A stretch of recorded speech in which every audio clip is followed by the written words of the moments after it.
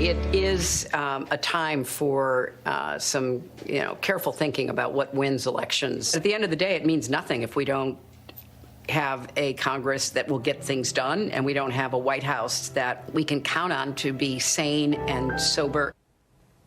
Failed presidential candidate Hillary Clinton taking a shot at progressives, saying they could cost Democrats the majority come the midterm elections.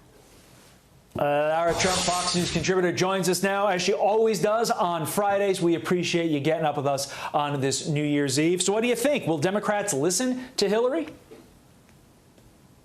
Well, there's no place I'd rather be on the last day of the year, guys, and right here with you. Aww. So thanks for having me back, as always.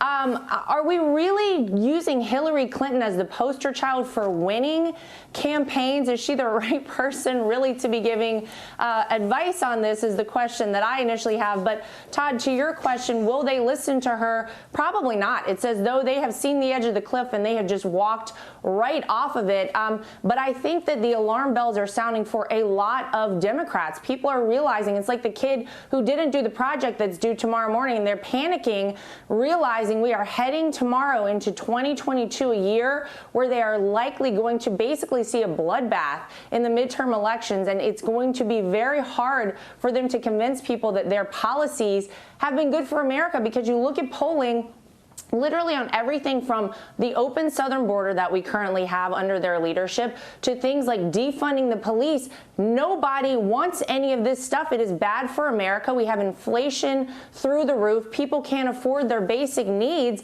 And it is all due to the policies of these radical Democrats that have taken over the White House and are by and large running America right now. So I guess I do agree with Hillary Clinton on one thing. They are not doing a good job for America, and the policies they're pushing forward are going to be really hard for them to convince voters are positive. Yeah, Laura, there's also so much going on right now when it comes to COVID. There's a testing shortage, a monoclonal antibody shortage. The U.S. just hit a record high number of daily COVID cases. And President Biden is in Delaware right now on vacation. He's not really facing any criticism for this either. How would the media treatment be if the roles were reversed and your father-in-law was the president? Well, first of all, we wouldn't, Carly, have found ourselves in this position if Donald Trump was president. We know exactly where he'd be in a crisis situation. He'd be in the White House.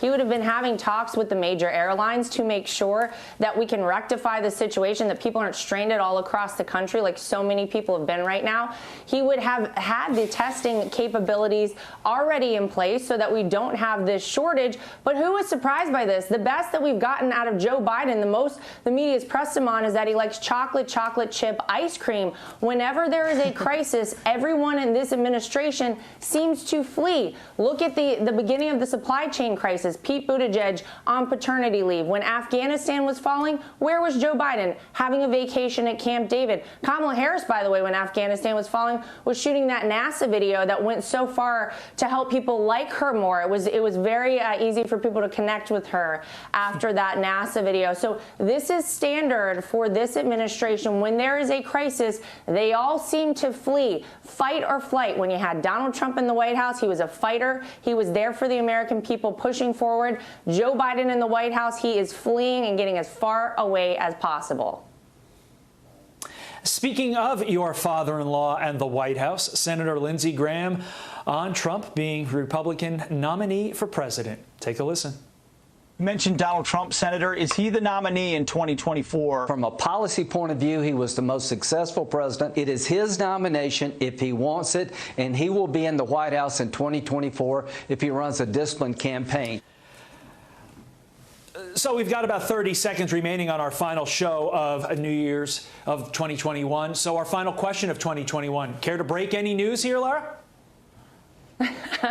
Well, I will leave that up to my father-in-law, should there ever be any news to break, of course. But look, guys, just real quick, the American people are very smart. They know that things have gotten worse with Joe Biden and the Democrats in control of our country. They know things felt so much better with Donald Trump there. Not only was he handling day-to-day life, but he was doing really incredible things, signing trade agreements, meetings with Kim Jong-un to denuclearize the Korean Peninsula, making sure that we had peace in the Middle East.